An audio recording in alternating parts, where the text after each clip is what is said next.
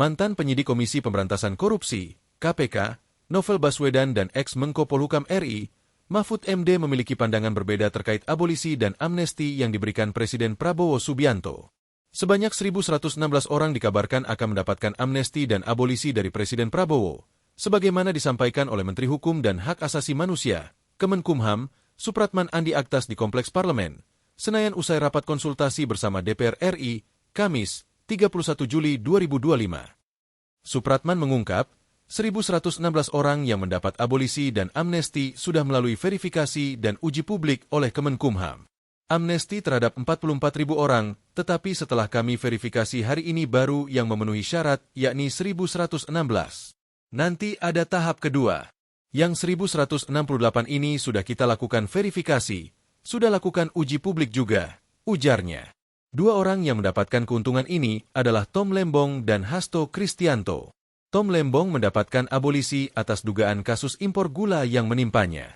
Sementara itu, Hasto Kristianto mendapatkan amnesti atas dugaan kasus suap pergantian antar waktu, PAW, dan perintangan penyidik kepada ex-komisioner Komisi Pemilihan Umum, KPU, Wahyu Setiawan.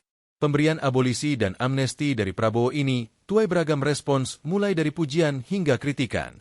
Novel Baswedan prihatin.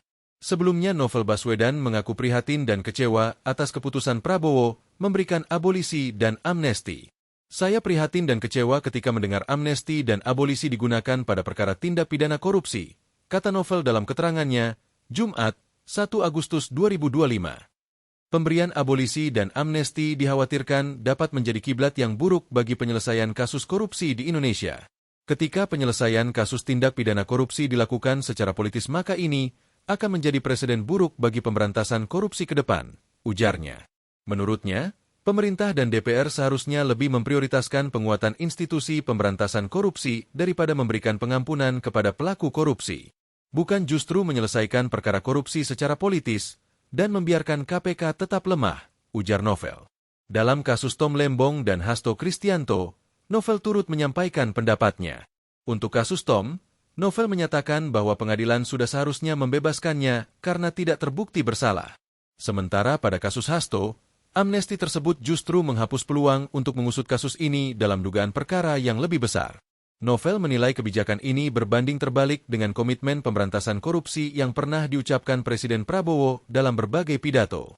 Justru ini akan membuat kesan pemberantasan korupsi tidak mendapat tempat dukungan dari pemerintah dan DPR, ujar Novel. Mahfud MD lihat harapan baru.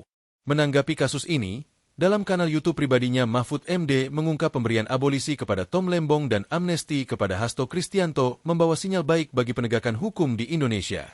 Menurut Mahfud, pemberian abolisi dan amnesti ini hasil dari suara masyarakat yang haus akan keadilan dan menuntut hukum harus ditegakkan bukan malah dipolitisasi.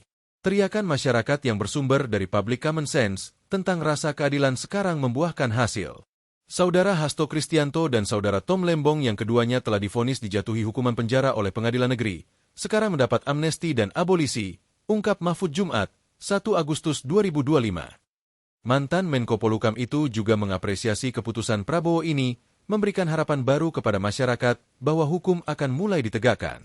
Dan mudah-mudahan ini akan berlanjut. Kita doakan Presiden Prabowo tetap mendapat semangat untuk menjadikan negara ini sebagai betul-betul negara hukum, katanya. Mahfud menegaskan bahwa penyelesaian kasus yang kental dengan nuansa politik semacam ini tidak boleh diulangi lagi. Jeritan hati masyarakat dan opini publik serta public common sense ternyata benar, bahwa kasus yang menimpa Hasto Kristianto dan Tom Lembong memang sangat kental nuansa politiknya dan itu tidak boleh diulangi lagi, kata Mahfud. Download Tribun X sekarang, menghadirkan lokal menjadi Indonesia.